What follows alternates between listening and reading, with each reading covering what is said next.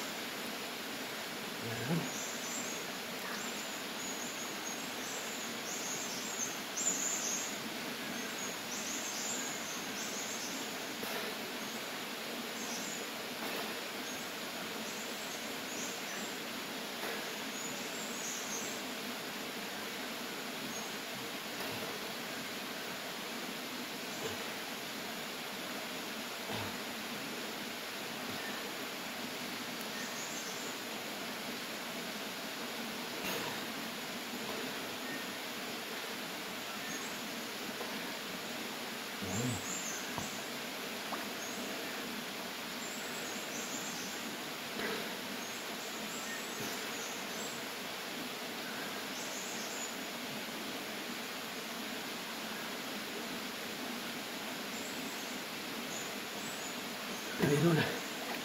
May huli mga kapising. May huli. May huli. Surte. Kaso lang itakulukot masyado sa ilan mga kapising. Pulupot ko siya doon sa ilalim.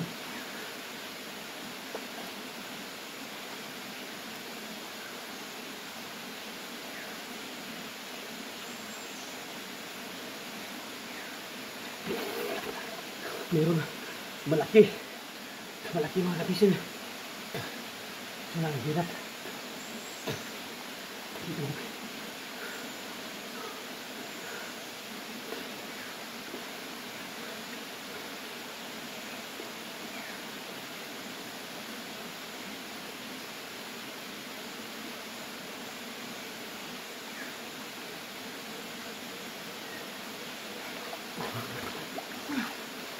Ayan, sama ng hikot. Yun. Ayan, malaki. Ayan. Ayan, masukli sila. Diba? Malaki na. Oh. Sirte. Malaki na pising. Oh. Kita na ng pising, malaki. Sirte. Nasa 5 kilo. Sa wakas. Nahuli rin kita mga kapising. Sirte, malaki. Huwag na sa 5 mga kapising. Tama po ito. Nasa 5 kilo. Nasa 5 kilos mga kapising. Lord, salamat sa wakas. Nagpata na rin kita mga kapising. Ito na siguro yung nakaputol sa kawil natin mga kapising. Malaki. Sirte mga kapising.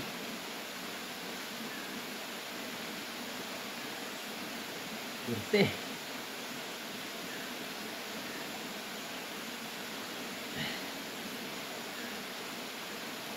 Mahina na sa mga pisong kasi nakapulupot sa kahon.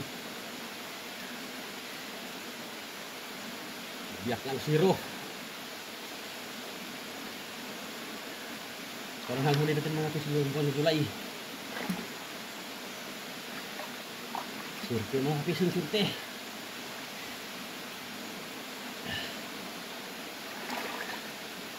Solo. Ay, ito mahirap mga pising pag wala kang kasama. Solo lang. Oh, maiksi lang ang sili mga pising pero malaki na. Nasa 5 kilo. Kita ba?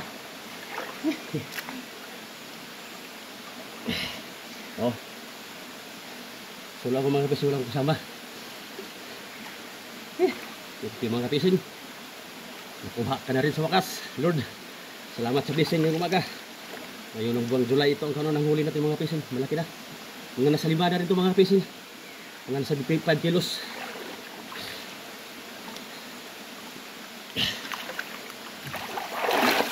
Okay. Okay mga pising oh. Ang laki.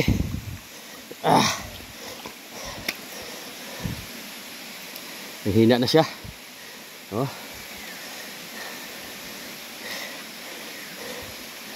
Okay, thank you. Boleh.